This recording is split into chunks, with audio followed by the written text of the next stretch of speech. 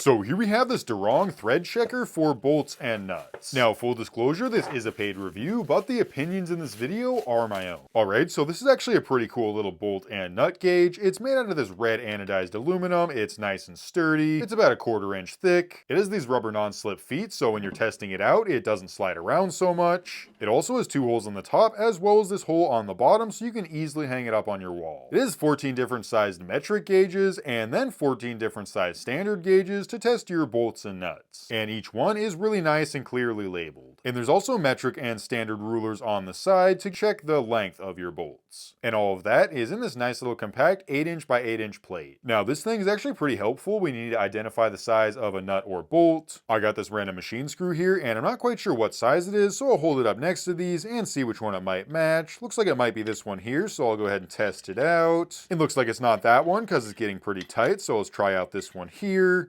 Not that one either. Maybe it's on the metric side. Let's try this one here. That one looks about right. And there we go. That's threading in there pretty smoothly. It threaded all the way through. And it looks like it's an 8mm bolt with a thread pitch of 1.5mm. Of course, you do the same thing when you're trying to find the size of a nut. You just thread it onto one of the bolts.